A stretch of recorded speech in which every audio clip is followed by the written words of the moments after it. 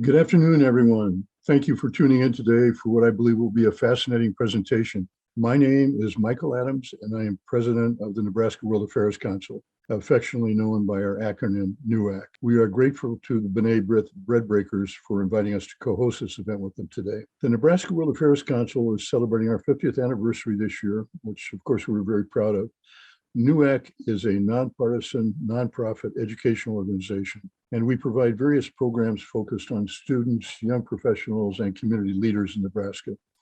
We're dedicated to building global awareness of world affairs issues, and citizen-to-citizen diplomacy is one of our fundamental guiding principles. Thank you very much, and I will now hand it off to Gary, who will introduce our speaker today. Well, thank you too, Michael. And I am pleased to share with you that this is the 72nd year of Breadbreakers, and I've been heading it since the year 2000. We've had some outstanding guests to make presentations for us. They have included over the years a Nebraska Supreme Court justice, world-renowned scientists, presidents of universities or chancellors of universities, and ordinary people who have done extraordinary things. We pride ourselves on getting the interesting and the influential, the prominent, and the preeminent. And on that note, I'm going to introduce our guest speaker who fits all four of those itemized categories. This is Dr. Terry Clark's 15th appearance at Breadbreakers. For nearly 3 decades, Terry has taught at Creighton, and this popular political science professor has authored or co-authored 12 books and numerous articles in major journals devoted to the study of post-communist Europe. He has also served as a government intelligence analyst, a Phi Beta Kappan. He acquired his bachelor's degree from West Point. He's collected several master's degrees, and for good measure, he's also earned a PhD from the University of Illinois.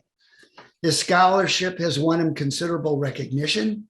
Most recently, he played a role in a now-ended grant initiative that helped law enforcement and service providers identify the largest Asian international trafficking organization. They discovered 63 locations in China, the US, and even Omaha, where sex traffickers operated. More through his team's effort. Thank you very much. It's always good to be back with the B'nai B'rith. I always enjoy you guys, and I welcome the opportunity for the first time also speak to NUAC. So appreciate your having me. And Gary, I appreciate your invitation. I'm always embarrassed though by your introductions of me. I can't recognize the person you're talking about, but anyway. So the topic we're going to talk about today, of course, is very much in the news. And before I begin my formal remarks, I would like to say that I, like all of you, really shocked that in the 21st century we have a war of this type, and that the human rights violations and the human tragedy that it attends it is really not only dismaying but shocking to a Western mind in the 21st century. And I share that with all of you. And I hope that none of my comments that I make would suggest anything other than that. But I think it's important we understand what Gary's asked me to talk about, and that is to begin with. Well, so why did Russia under Putin engage in this war? What did they hope to achieve? And then I think what I'd like to do is talk a little bit about what else is sort of linked to this in terms of other actors in the system, China in particular, that are looking and watching what's going on and what this means for the broader international system. So that's where I want to go. But I want to start first of all with why Russia's done this and under President Putin. And I'd like to begin by saying that I've heard so much on popular television that Putin's some sort of crazy man or he's irrational. And I really eschew such arguments. I don't think that's the case at all. I think that from a Western perspective, he may appear that way, but I don't think it's very helpful to try to understand him from our perspective. I think it's better to try to understand what he's doing from a Russian perspective. And so I'll begin by saying that I think that President Putin is not a communist. I don't think he's a madman either, but I do think he's a great Russian nationalist. He is an individual who's deeply committed to restoring Russia's greatness. And that Russian greatness is not just simply what one would envision in terms of the Soviet era. It is the long 1,000-year history of the country. And so, it would be a mistake, I think, to say that he is a communist in particular. He was KGB colonel. He served in the KGB. But I think it's important to realize that the KGB was, well, to put it bluntly, it was the place where the best and brightest of the Soviet Union found employment. And the reason for that was because it offered opportunities that virtually no other activity, no other institution in the country in the 70 years of the Soviet Union offered. It offered travel, access to special privileges, access to, being able to read foreign literature, being able to watch foreign movies, things of this nature, which were very attractive and are very attractive to individuals, who are really, upwardly mobile, very intelligent. So this is where the KGB, the KGB attracted extremely intelligent people and very competent people in general. Doesn't mean every single person was, and they certainly had their goon squads. But as a whole, the KGB was a repository, if you will, of the best and brightest the Soviet Union had to offer. And then attached to them to some degree was the Ministry of Foreign Affairs. And near the latter end of the Soviet era, which really informed Putin's thinking, in my view, this sort of elite, intellectual elite, really was increasingly, let's say, embarrassed by their country. They were embarrassed by political leadership, which, you remember, you had individuals like Brezhnev and Podgorny and Kosygin, octogenarians, and they were an embarrassment.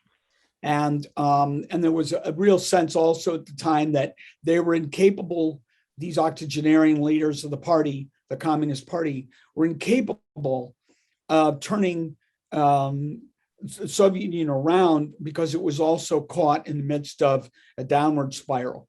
It was, in fact, economically imploding, and it was not going to be able to sustain itself. So there was a lot of discussion within the KGB and the foreign ministry that Putin was clearly a part of about how to turn the Soviet Union around and make it what it could be, a great country. And I think that these individuals did not view themselves necessarily as communists. They eschewed communism, but they also viewed their country as one that, wasn't necessarily need to be wasn't necessarily be a democratic country, but was failing to achieve its full potential, particularly economically, and therefore was not going to be able to retain its role as a superpower for much longer. That's, I think, the sort of the milieu within which Putin emerged, and that's his thinking. And I think that these individuals had hoped that Gorbachev, who was a protege of Andropov, who was the chief of the KGB in the latter end of the last years of the Soviet Union, they'd hoped that Gorbachev would turn things around. Instead, the country collapsed. They were in shock and horror. They were equally in shock and horror when then what was left of the Soviet Union, Russia, was led by an individual whom they considered to be a buffoon, and that was Yeltsin. Ultimately, they were able to put their man in place, and that's Putin. And Putin, in my perspective, and as you listen to what I'm saying, then you'll see my perspective is that he's not a one-man dictator. In fact, there's no such thing anyway. But he really is a representative of elite interests. And so that's, I think, the way we have to look at this. And these elites are really committed to and desirous that Russia become achieve its full potential from their perspective as a great power in the world system. Now, so if they're going to do that, then they cannot imagine, bottom line up front, becoming that great power without Ukraine. Historically, from the Russian perspective, Ukraine has been an inseparable part of Russia. It was separated from Russia by the Mongol invasion. The eastern part of Ukraine was separated from anywhere from 200 to 300 years or so. The western part going to Lviv longer than that, much longer, in fact, in their 1,000-year-plus history. But Ukraine to the Russians and Kiev and the Ukrainian, as the Ukrainians pronounce Kiev, as the Russians pronounce it, Kiev is actually the birthplace from the Russian perspective of the Russian state, the Russian culture, and Russia itself. And so they traced their roots back to that. So the notion that somehow Ukraine is not a part of Russia from the Russian perspective as a Russian nationalist is virtually unthinkable. So that's where their thinking lies. If we want to be a great power again, and in order to do that, Ukraine will have to be part of that. And there's some strategic elements here as well. So Ukraine, of course, has always been the breadbasket of Russia. It's now the breadbasket of Europe. It provides or 25% of the grains to the world. World's grains produces 25% of those. And so having Ukraine, be able to be part of Russia also sustains the food security of Russia. At the same time, Ukraine provides Russia with a region that pushes NATO away. And here, of course, I think that the Russians, in my view, have been very concerned. They have not been silent about this for over 30 years, but they're very concerned that NATO continues to expand eastward when they were promised that it would not expand. And they were also promised there would be no stationing of NATO troops in what had been Eastern Europe. And all of this has actually occurred. And then the discussions over the last 30 years have extended into discussions of admitting Ukraine into NATO and into the European Union. But the real concern is into NATO. So that would bring NATO a border immediately next to Russia itself. So all of these are the reasons, I think, why, at least in some sense, motivates Putin's thinking in terms of, Ukraine's really an inseparable part of Russia, always has been in his view as a great Russian nationalist. And without Ukraine, Russia cannot achieve its greatness. And so I think that's what motivates him. Now, what is his goal ultimately? Were he to succeed? And that's questionable whether or not he will now. But were he to succeed, I'm not sure that he would formally incorporate or attempt to formally incorporate all of Ukraine into Russia. I think what he's more likely to do is he would formally incorporate some of the eastern portions that are predominantly Russian speaking and identify culturally with Russia. And that would be the Donbass region, in particular with Donetsk and Luhansk, which is on the far eastern border. I think he also would like to incorporate more of the southern regions just north of Crimea and formally incorporate them. And then that would create a land bridge to Crimea from the Donbass to the areas just north of Crimea into Crimea, give you a land bridge with Russia and a connection with Russia. And of course, they've already incorporated Crimea into the Russian Federation. And I think they also had pretensions of maybe doing the same to Kharkiv in the northeast. But I'm not quite sure of that, but I'm reasonably certain that certainly the eastern portions in the south that I'm talking about, they would formally incorporate. But then I think they would be pleased, were they to succeed, to just simply replace the government in Kiev, and then assure themselves of this government with being not a member of NATO, and being amenable to Russian interests. That is an ally, not an ally in the sense that Belarus is, but at least very close to Russia. And so what you would have then is that Ukraine would remain an independent state, much in the ways that, say, Belarus is, or Kazakhstan, Turkmenistan, Azerbaijan, Armenia. But these countries, all of them, if you will, while they're not formally reincorporated back into what was the Soviet Union, they are very, let's say, very close to Russia, and they are politically aligned with Russia. And that's, I think, what he had in mind, and what he has in mind. Now, let's talk a little bit about whether or not it's going to succeed.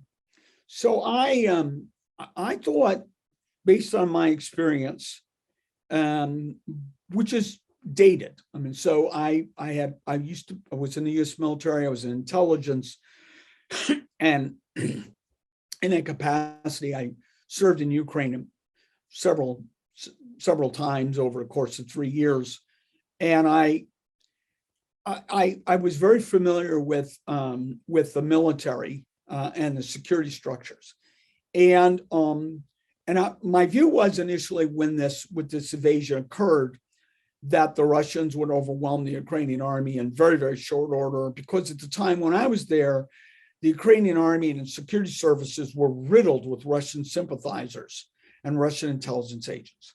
And it was hardly a national sort of, military force that had loyalties to Ukraine. In fact, most of the military personnel, officers, didn't even speak Ukrainian. That's changed over the course of the 20 years since I was there. But I also was not sure of just how much of the NATO training that's been going on since the seizure of Crimea in 2014, how effective that has been. Well, it appears to have been extremely effective. And so that's, to me, a sort of a surprise from all this, because I think that Putin, and I thought the same way, I think Putin thought, and his general staff told him, the Russian general staff told him, this was going to be a cakewalk. They were just basically going to drive right into Kyiv. And it didn't matter whether or not the citizens welcomed them. The army was going to just simply fragment. Now, that's actually what happened, and appears to have happened in the eastern Donbass, where you have very strong Russian sentiments.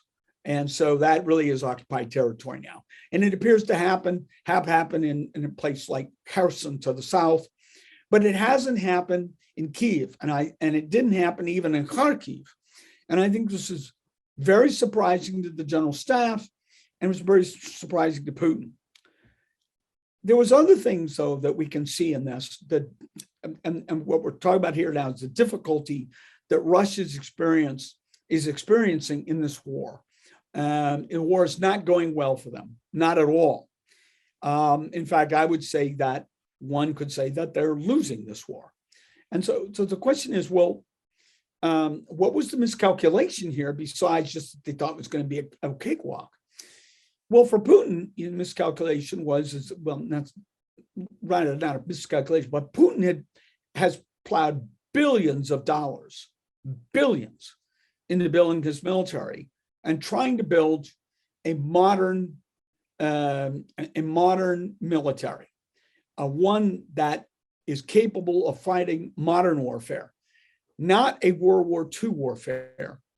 And so, therefore, I think he was convinced, and his general staff had convinced him that he had indeed such a military, that this is a military that would be able to, in fact, fight in the same way that the US, French, and British militaries fight.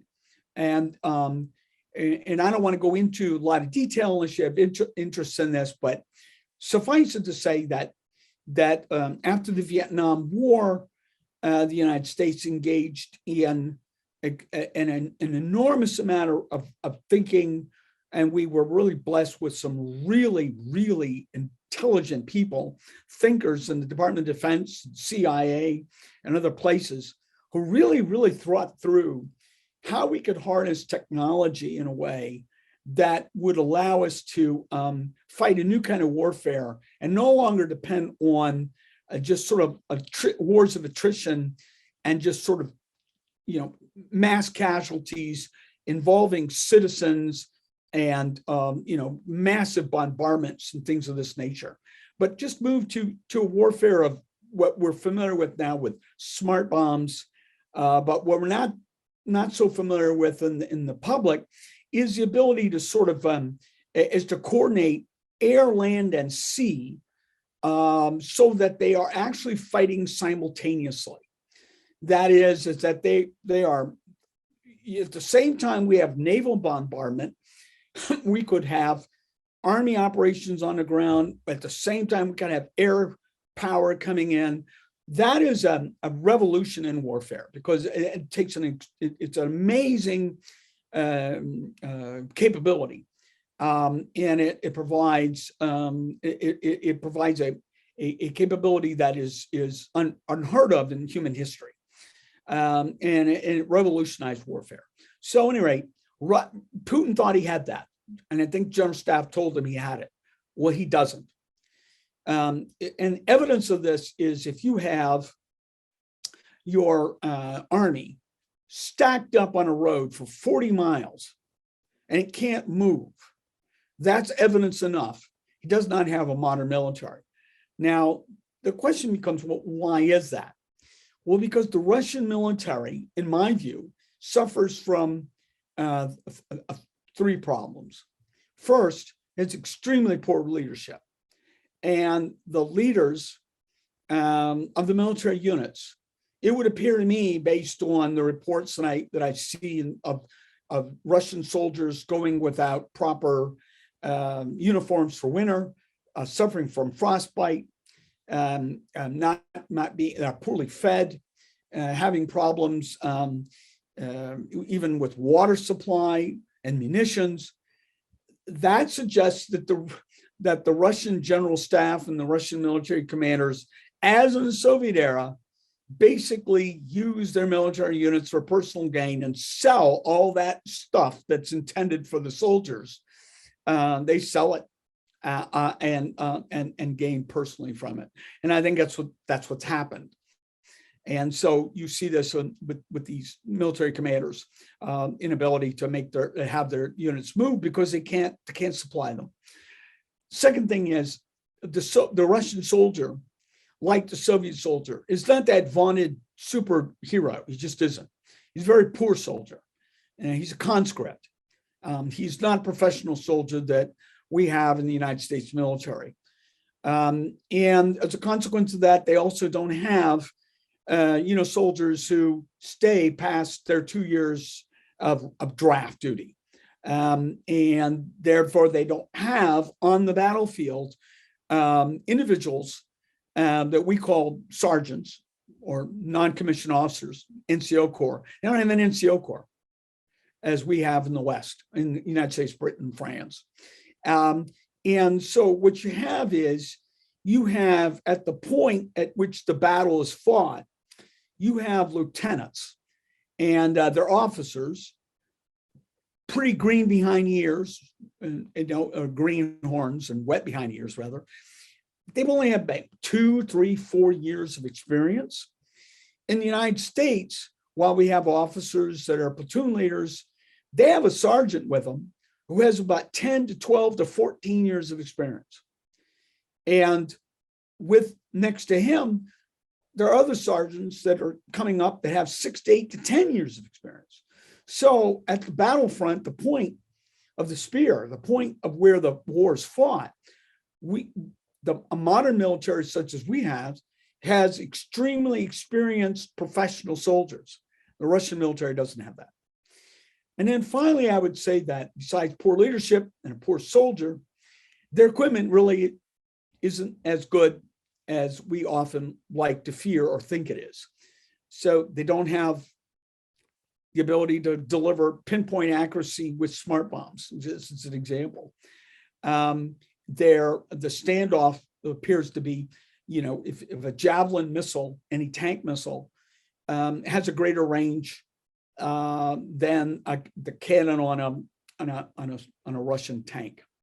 So it's a sort of an unfair battle there. So anyway, what I'm saying is that the Russian military has been, I think we have over-evaluated, and Putin over-evaluated, and the Russian general staff. All of us have over-evaluated the Russian military force. It is not a juggernaut. It is not an effective fighting force, and it is not a modern military. So that's why they're in fact losing to a military force that's 1/10 the size, but has been trained in the use of NATO and American munitions. And they're doing more than holding them off to standstill. They're actually, if reports are to be believed, are engaging in counteroffensive operations as well. So that's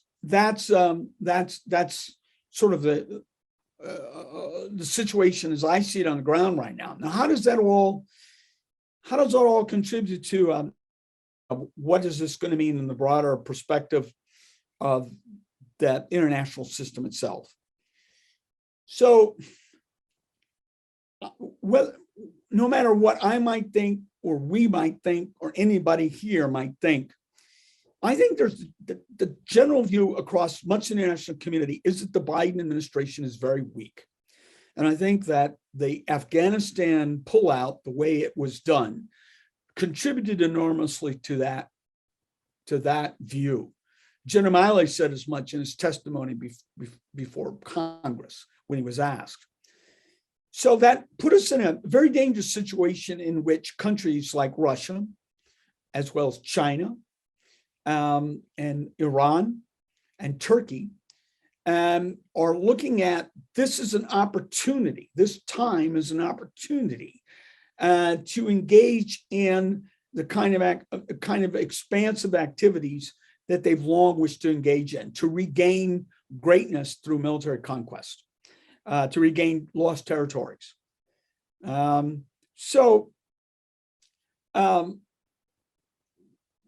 I have no doubt that China has been watching, therefore, what's happening. And I really feared initially that China would conclude that in fact the United States was very weak, and that China would therefore engage in an invasion of Taiwan. And that's something that's been much discussed now in our press in recent weeks. So I won't go into that in any more detail unless people have questions about that. But that's when I see the real problem and the real concern is other countries perhaps coming to the table.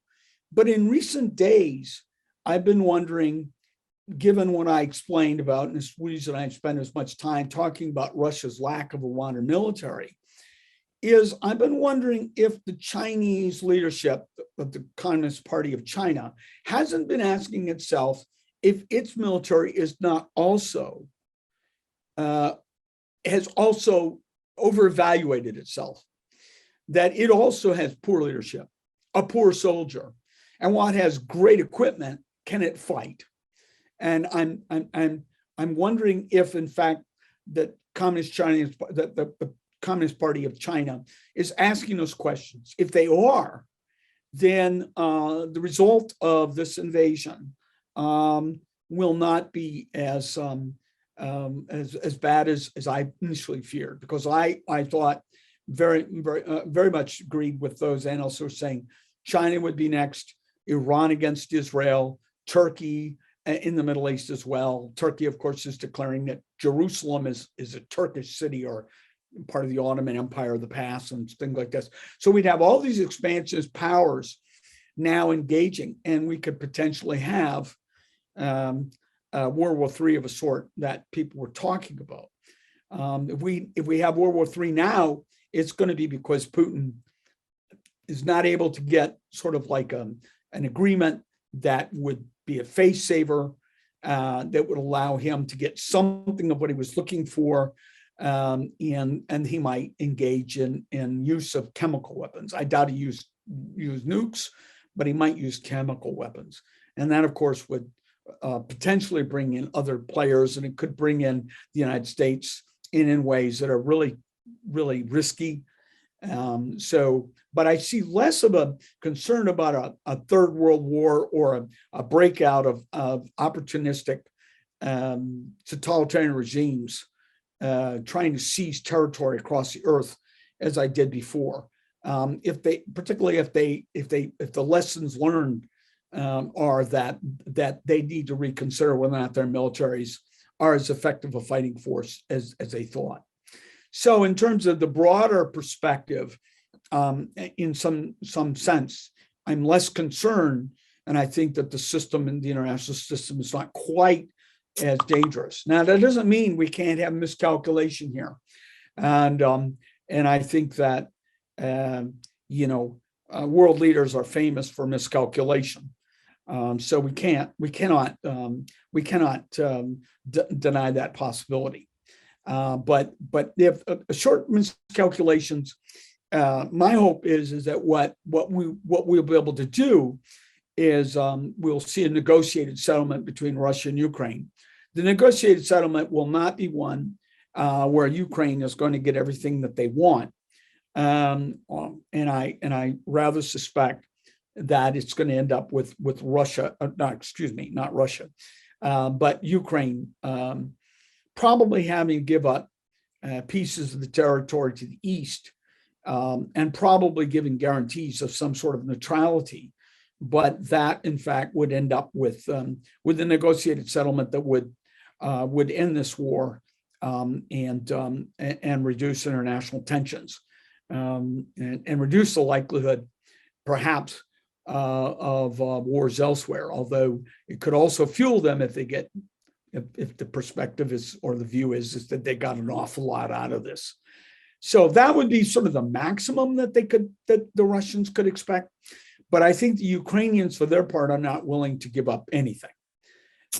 They're not willing to really negotiate anything other than just the Russians should withdraw, and they're trying to bring in all the other actors they can, NATO, the United States, anybody else that can into the game. And that's a dangerous game as well, because that would just intensify and broaden the war and make it even more dangerous than it already is. Well, anyway, those are my opening comments on what I think is going on, why, in a broader perspective of what it might be. So having said that, I think I'll just open it up to questions now, Gary, if that's all right with you. Yeah, that's perfect. And thank you very much. Very insightful, very informative. So if you would like to ask a question, at the bottom middle of the screen, there is an opportunity for reactions, more to the right. You could raise your hand or you could wave your hand. Okay, I can't, Gary, unfortunately, I can't see everyone. So if you would take charge of letting calling on them, that would be great. Okay, I'll take care of that. Thank you. So we'll begin the questions first with Val McPherson, followed by Jerry McNinch. Go ahead, Val. Terry, thank you very, very much for this incredibly timely presentation. Just a quick side note. I have one more thing you can add to your list of the perks that the KGB used to get. Several years ago, I hosted a delegation of Russian officials, from government officials from the country of Moldova. And they told me about how all of their best wine went to the KGB in Russia, because at that time, and I'm sure it still is, Moldova was known as the Napa Valley of the Soviet Union. But anyway, Terry, I wanted to ask you about sanctions. We have been trying to control Putin's behavior for many years, certainly pre-invasion, with sanctions. We have supposedly put sanctions on him that were going to stop him from meddling in our elections. We have supposedly put sanctions on him that were going to stop him from cyber attacks. Now we have put sanctions on he and his people to try to get him to change his behavior in Ukraine. Do you feel that sanctions really have any effect on Putin, and specifically, will they have any effect on his immediate behavior in the Ukraine? You know, that's an interesting question. You know, the academic literature on this generally says that economic sanctions don't work well. But I'm of a mind to say that sometimes they do work well. For instance, if you're able to destroy the economy of Iran with sanctions and deny them the ability to sell oil, you know, you could create a situation where they're not able to export terrorism. I think actually those sanctions worked reasonably well. So I'm not one that believes that sanctions never work. But I do think, and I agree with those who argue, that sanctions generally don't hurt the elites or a regime, they hurt the population at large. And that's what concerns me, is if that happens. Of course, then others respond, well, that could lead then to the population rising up and removing the regime. It can also lead to the stiffening backbone of the population behind the regime. So it's hard to say one way or the other exactly. I think, though, in this particular case, what concerns me is the nature of the financial sanctions. I think they're unprecedented. And while many people have applauded them as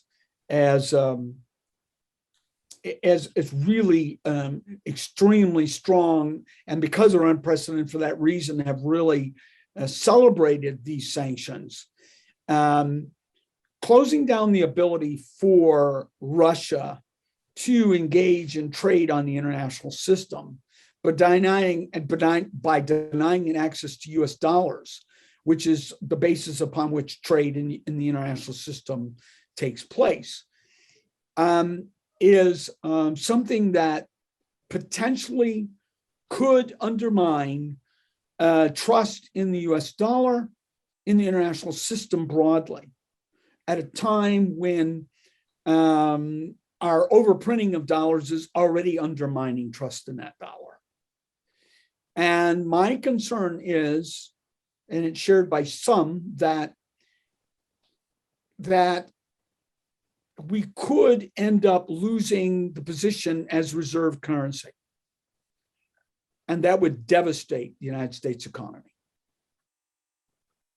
So I think those are my general answers. I couldn't give you a very specific one, Jerry, but I hope that's kind of, give some food for thought there. And Terry, just a quick follow-up. As once again this morning, I'm reading about Biden going to Europe, and that he'll be asking for additional sanctions. What can be left, and would it do any good? I'm afraid I can't answer the question. I don't know either one. I have to waffle on that.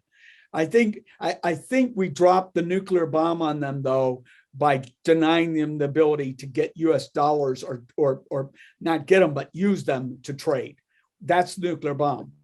What more can we do? I imagine there's some things, but boy, that's the most powerful instrument you have. But the question is whether or not we should have done that. Thank you. That was what I was saying in my earlier remarks. Thank you very much. Yeah. Thank you.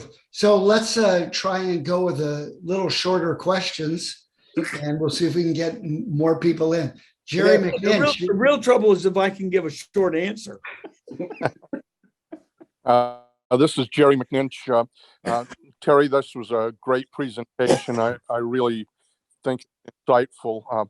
My question is, does this cumulative overestimation of the Russian military, do you think that increases the likelihood that Putin would become desperate and actually employ tactical nukes? Yeah, that's what I was talking about. I don't think he'll use tactical nukes, Jerry. I've been thinking about that. I think he's more likely to use chemical munitions. They are shorter lasting, not persistent. A nuke, of course, means that his own soldiers can't operate as well. But chemical, they'll dissipate in relative short order. That's the thing I'm concerned about. And so I think there's a real chance of that. And that would very much escalate what's going on in terms of international reaction, to the point where the international community may in fact engage in direct kinetic warfare with the Russians. And that's what we have to avoid, I think, because at that point, things can spiral out of control as it did in World War I, as one country comes in against the other, and there's just terrible miscalculations there. So I'm a bit concerned about that. That's why I'm hoping what we can see is, and I think what's in the interest of the West is to do what somewhat unthinkable, but to encourage the Ukrainians to negotiate a peace settlement with the Russians.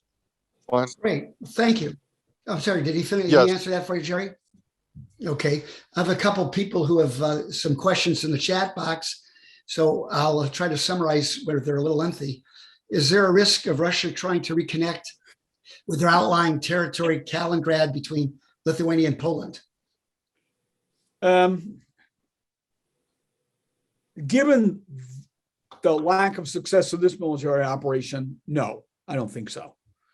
And also, if they were trying to do that to Poland or Lithuania, they would then directly face NATO.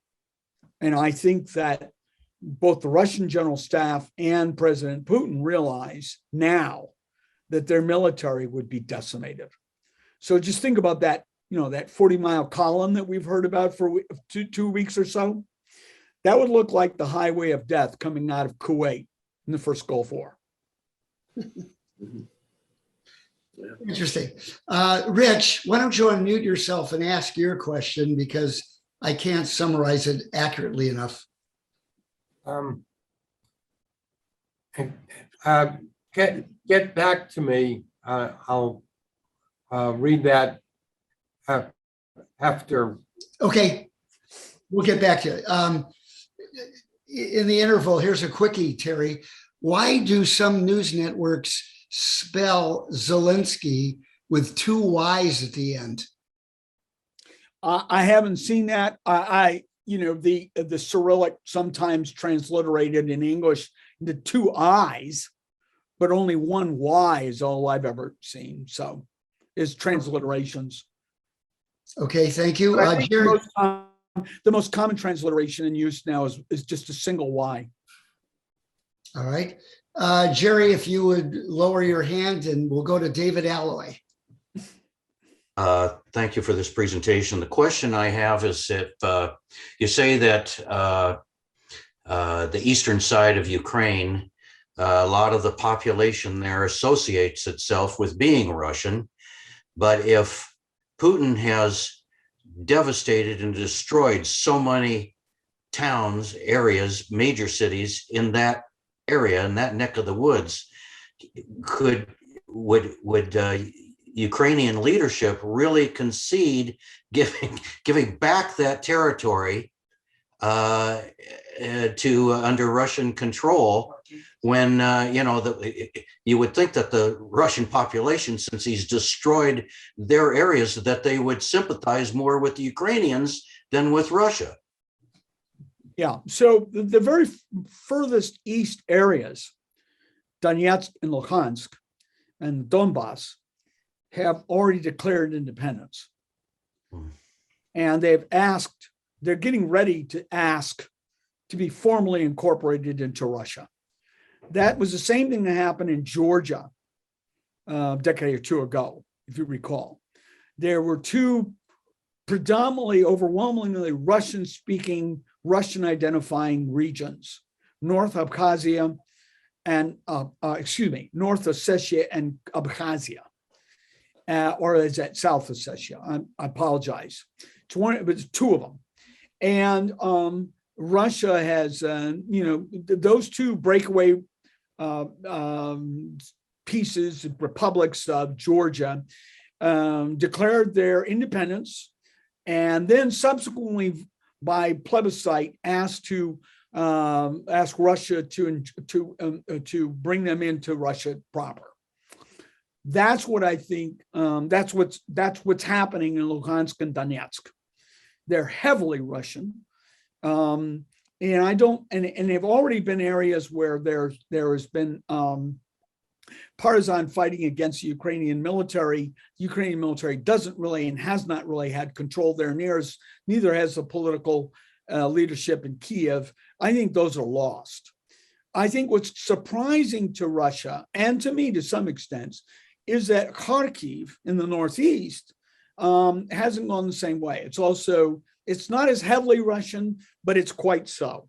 If Donetsk and Luhansk are like 80-85% in Russian identity, Kharkiv 60, 65, 70%, maybe a little higher. But Kharkiv seems to be putting up a decided defense. Notice, though, we have no reporting of any real serious Ukrainian army opposition in the Donbass, but we do in Kharkiv. And the reason is because the Ukrainians they can mount a defense where they don't also have to mount a defense in the rear area against the fifth column of the citizens themselves fighting against them. That's exactly what they have to do in Luhansk and Donetsk, because you have these paramilitary pro-Russian units. That's not the case in Kharkiv. And it hasn't been the case in parts of the southern areas near Crimea. Yeah, so that's my answer to that question. Okay, Val, we'll come back to you because you've had a turn. Go with Parker, and then I'll get Andy Schilling's question. Go ahead, Parker. Hey, Dr. Clark. There's been a lot of talk in the media about a no-fly zone over Ukraine. Could you kind of just give your thoughts on the no-fly zone and maybe the implications of a no-fly zone? I mean, the short of it is it's an escalation of the sort that we really don't want to engage in, sort of the World War I kind of, spinning out of control. And that's exactly the kinds of things what I'm talking about, where, political leaders have to be much, much more cautious. Okay, thank you. Andy. That would bring, as you've said, you've probably heard in the news, Parker, that would bring NATO pilots into direct kinetic conflict with Russian pilots. I just don't want that. Too much potential for expansion of the war. Andy had a question. It's multi-part, so I'll ask part of it for him. And you partially touched on this, Terry. Have we backed Putin into a corner in such a way that he's going to be more desperate and lose face if he doesn't get something? And what are some other ways, you mentioned part of this earlier, but what are some other ways that the Allied forces can work to lower the temperature and get them to cease fire? Yeah, I think. Or may I add one more point? What about taking it to a different domain beyond land, sea, and air? And what about us going into cyberspace? Do we have so much more to lose by being vulnerable in cyber ourselves?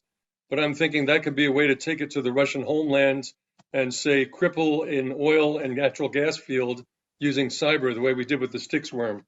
So that's another way. It's an escalation, but I think there's got to be something beyond sanctions to go and put a stop to Putin because, sanctions take too long and Ukraine will be in rubble by the time we wait for them to have full effect. So I think Putin is being backed in the corner again. I think he was convinced, and the Russian general staff convinced him this was going to be a cakewalk. As I said before, they're not a modern army. They've proven, in fact, to be nothing but a World War II army. So that means they're 2 or 3 generations behind NATO. And I think he recognizes that fully now. But at the same time, he just, for sake of losing face, he has been backed into a corner, and I'm concerned he's going to use chemical weapons. But I'm equally concerned that our political leadership will over engage. And here, again, I don't want to be misconstrued as supporting Russia or anything like this. I don't. But I think the best solution to the problem that we have is to engage and to encourage, not publicly, but back channels and behind the scenes, State Department, President of the United States, the White House, our military establishment, intelligence establishment. We should encourage the Ukrainians to come to the table with the Russians and get a deal. It will not be the one they want. They're not going to retain Luhansk and Donetsk, but the people in Luhansk and Donetsk have already voted and don't want to be part of Ukraine. So I think that's a minor concession. I think, though, for Ukraine and Ukrainian patriots, that is a terrible concession because it threatens the territorial integrity of the country. But I would then go back and I would also, simply ask, okay, so are we in this to defend Ukrainian interests, or we are in this to defend U.S. national interests? And here we can have a very spirited debate. But I am one of those that sees no vital U.S. national interest in Ukraine. I think the longer we stay there, the more we create one out of just simply, potentially just simply saying we have to win this. But I think it's a bigger discussion we can have. But I think I think U.S. foreign policy of the last 30 years in Ukraine has been flawed and mismanaged and misdirected. And that we have led the Ukrainians down the primrose path of believing that they would one day be in Ukraine and EU. And that's never going to happen. Okay, go ahead, Nate. Unmute yourself, please. I want to know if Joe Biden was not a president this time, whether a stronger president, I won't mention any names, in some way would have prevented this war from, with his presence, would have affected Russia not to get into this war? My answer to that would be that no matter what we might think individually, and I think I said this before, but it's worth repeating, no matter what I might view individually or you might view individually in terms of how strong the Biden administration is, the view outside the United States is that the Biden administration is very weak. And so if we had some other president, if that administration was viewed as not being weak by the international community, particularly China, Russia, Iran, Turkey, I think we would have had a different outcome. But they see an opportunity here, and I think they're seizing upon it. I think Russia was a test case. I think the others are looking at it, but I've also said I'm more sanguine now about what the outcome is, because I think the Chinese are wondering if they have an army that's any better than the Russians. All right, thank you. Summarizing a little bit of what Rich Jarrell was asking, from the Soviet point of view, did they regard Nazism not as much anti-Semitic as anti-Slavic and anti-Russian? And he asked, can you then understand why Zelensky is anti-Russian and anti-Nazi fascists would be so opposed to the Russians? I don't know if I did that accurately, but I think that's a very good interpretation of it. Yeah, I think that for the Russians, World War II is known as the Great Patriotic War. And so it was for them an existential war of survival itself, waged by fascism against the great Russian people. And it was a war that they believe brought them to the edge of extermination as a people or a nation. So they weren't looking at fascism as they were fighting, no, not at all, a fascist dictatorship that was anti-Semitic. I don't think that's in the Russian mind at all. In fact, as you go to Eastern Europe, their view of that is a bit different as you go east. Terry, we're heading towards, or just past that 1 o'clock mark. Do you mind staying on a little bit more to answer questions? I'd be happy to, yeah. Okay, great. So Terry? then, Steve Reikus, you had a question. Yeah, and several things. One is the miscalculation. Didn't Putin also miscalculate the fact that he united Europe more than ever before. He awakened a popular vision against Russia, and the will, particularly, of the Ukrainian people to fight. Didn't he miscalculate on those grounds? And second, what insight do you have about this country's relationship with Russia in the last few years, particularly the Trump involvement? Yeah. So I think that you're right. He miscalculated Europe's reaction, what it would be, how strong it might be. I think he was counting on a European dependence on natural gas, Russian natural gas and oil, to keep them divided in their response. So I think it was a miscalculation there. I think it was equally a miscalculation to point out to the degree to which the Ukrainians would unite to fight him, although I don't see them doing so in places like Kherson or Donetsk or Luhansk, but in the core areas that are more Ukrainian, they certainly have done so.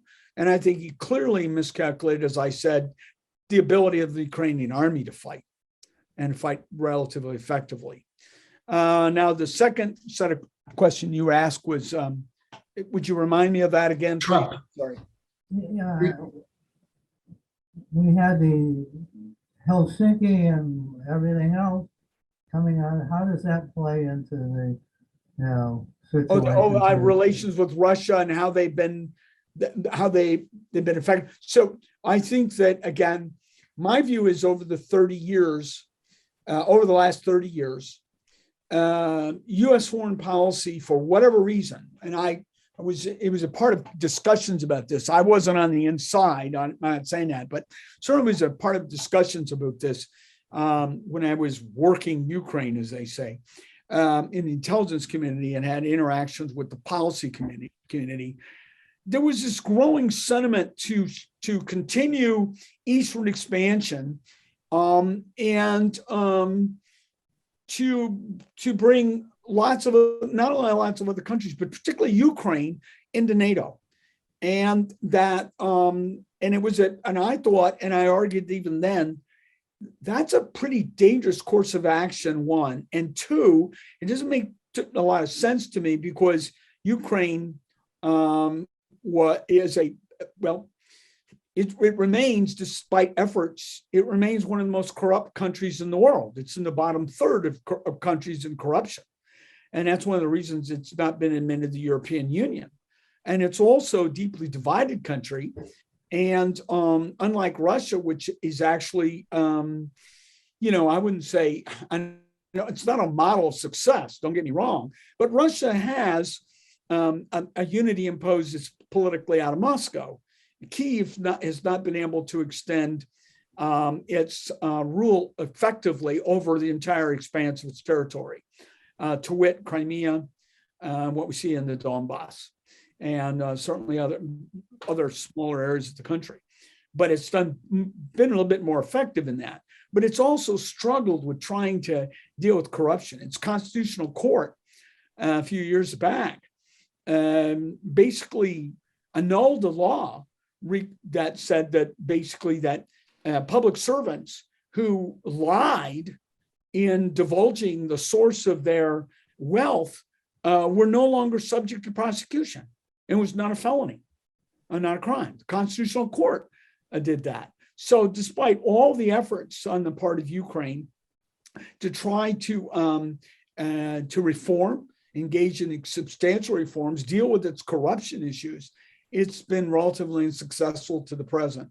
That's why I'm really surprised that they've done as well as they have on the battlefield, because they certainly they've done a good job with NATO training of their units, and they have used the equipment to great effect, with javelins that we're witness stingers we're aware of. But anyway, that's a long answer, and a lot more we could talk about on that. Okay, we'll start a second round. Mike had a question. Do you think Putin's goals to permanently cut off Ukraine's access to the sea? Then Val and David. Well, I think that if they could have done that, they would have liked to have done that. I think they're starting to understand they can't. I think they're going to fall back on probably, just getting that sort of a land corridor through the Donbass now over to north of Crimea to Crimea and link that.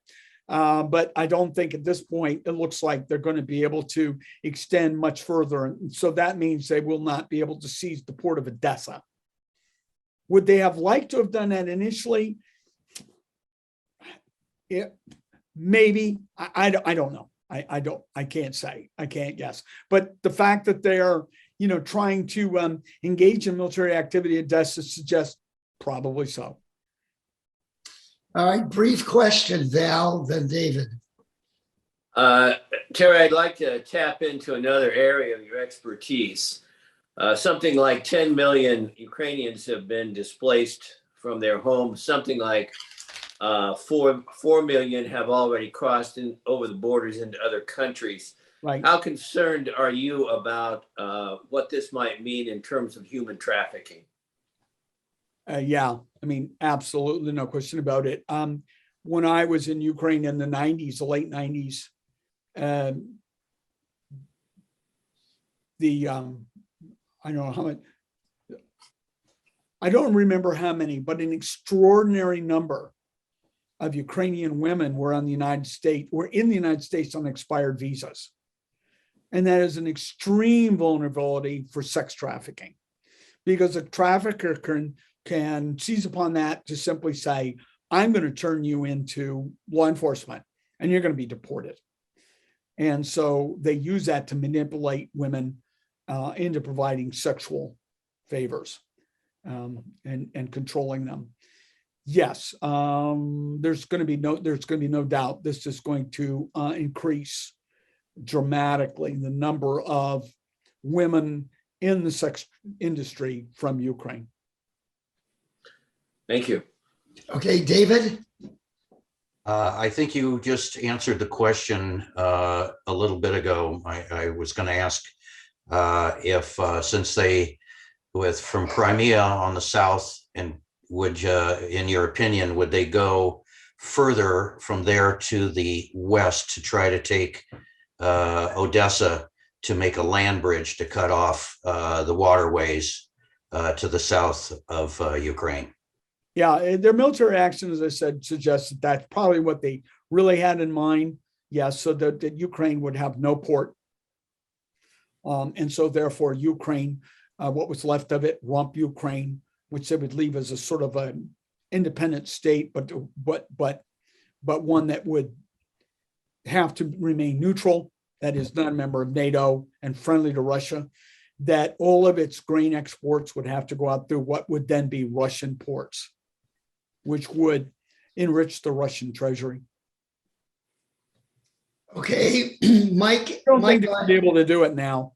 The Ukrainian defense has been very spirited, and there's a Wall Street Journal article I'm led to understand that detailed a Ukrainian military action that decisively defeated a much larger Russian force that was trying to come over to the north of Odessa. Last question, Michael Adams, go ahead. Thanks, Gary. Yes, if we can envision a post-war Ukraine, there's billions, maybe trillions by the time it's over, of destruction of cities and infrastructure. How do you see, or who would be willing to rebuild the country in terms of cost? Yeah, that's a good question, isn't it? Who's going to do that? Well, whatever part the Russians seize, they're going to be responsible for rebuilding. And of course, they're